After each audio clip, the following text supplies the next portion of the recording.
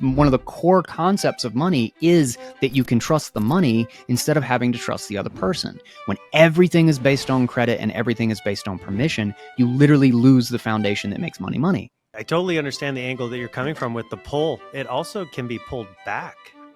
Exactly. We have these issues in regards to settlement on Bitcoin transactions, and that you just took a fiat payment and you delivered a instant settlement bearer asset of Bitcoin, and then that fiat payment can be pulled back.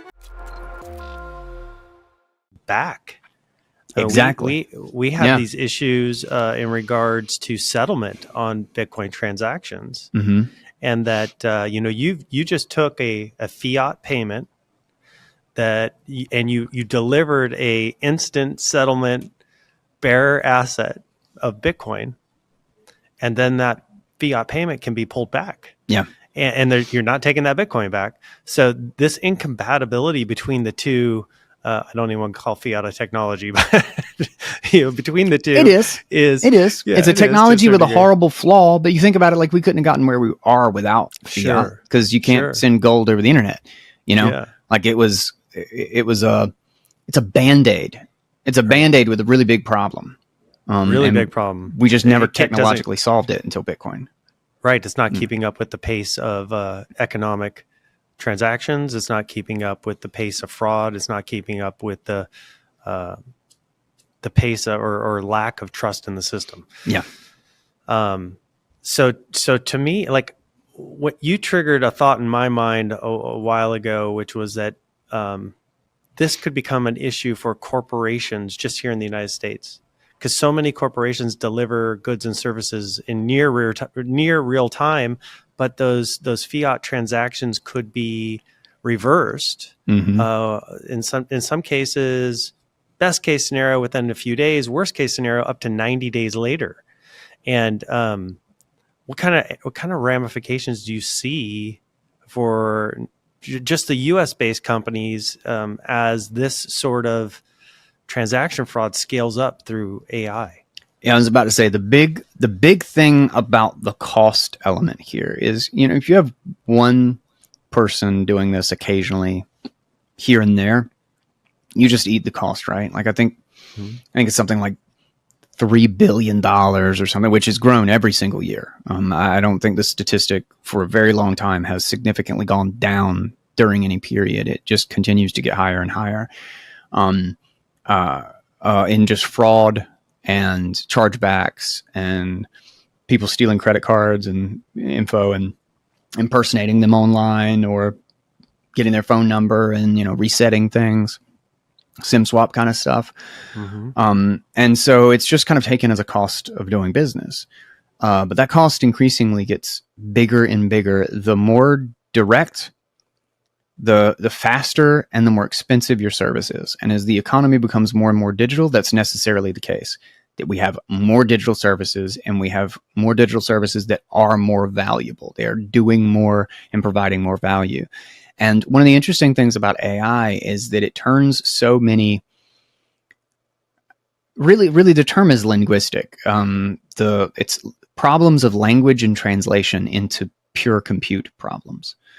So suddenly services that required a human or required a translator, and this can literally mean from English language to Python, from JavaScript to C, like LLMs, their fundamental mode, like they are translators of patterns in human language. It's a giant probability machine that just has enough compute to mimic what appears to be real intelligence, but it's not intelligence in like a sentient sense. And a lot of people misunderstand that.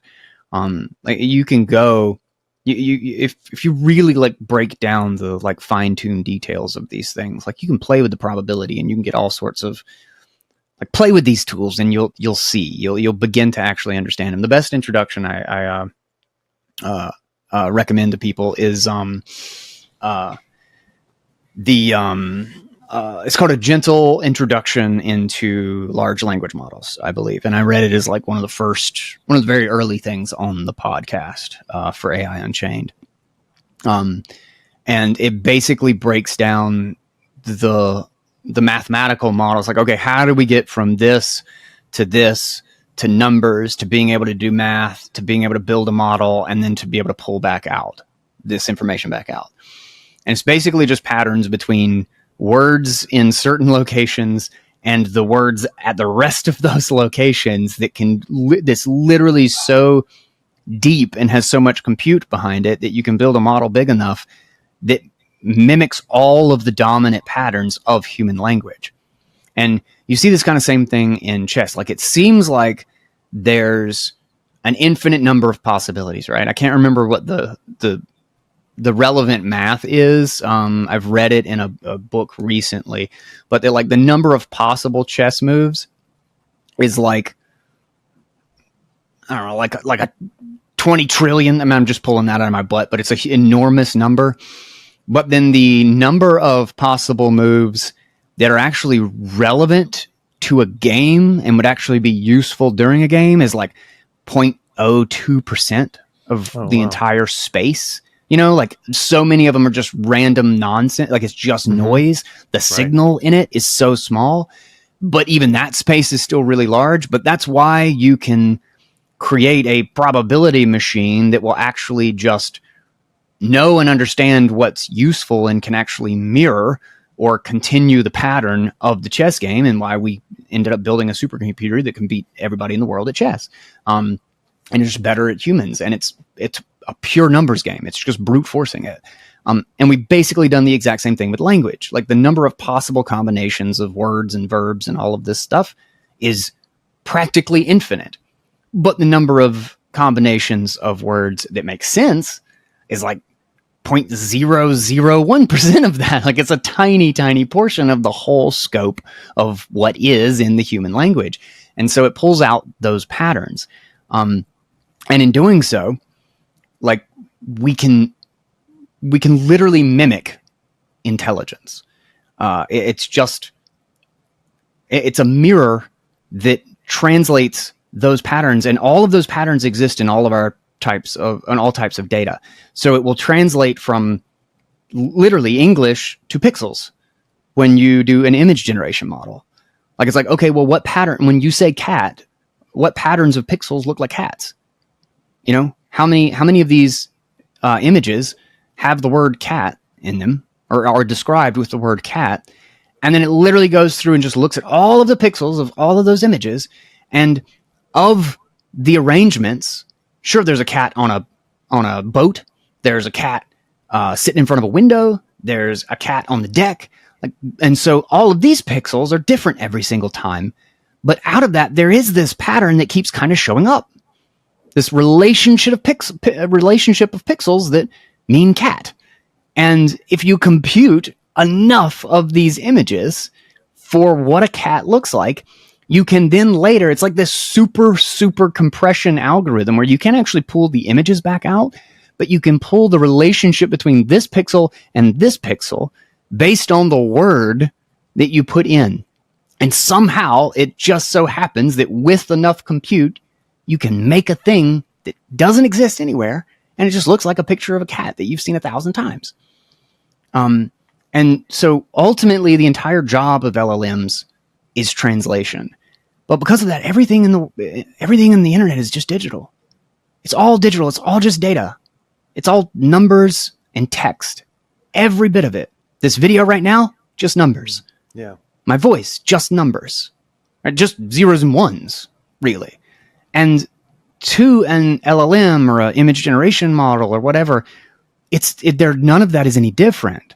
That's why you can make a model for literally anything digital. You can get it to generate actions on a computer screen. You can get it to generate images and video and text and code, because it doesn't care. It's literally doing math on ones and zeros and just establishing patterns. They can be locations of pixels just as easily as they can be words. It doesn't know. It doesn't care. Like, it's just pulling out relationships. And because of that, we literally have lost the ability to define what a human is online. Because in a very short period of time, practically already, like, we're going to be in this constant race of trying to figure out how to get humans to do things to prove that they're human online that computers can't do. And I think we'll truly get to a point where there just won't be a distinction. Right. Like, you will never know if you're actually dealing with a human. If you have a permissioned KYC based service that's 2,000 miles away, what's your tool? How do you know you're talking to a human? How do you know they're not totally invented? How do you know they didn't just buy a ID off the dark web and then use that image to just put it over their face? You get a picture of somebody's ID. If it's a pull system, if you're not waiting for them to authorize the transaction, but you are doing it, like, I just see that as a fundamental disconnect. Like, that's a very low level disconnect. And I don't know how you fix it. I don't think it's fixable.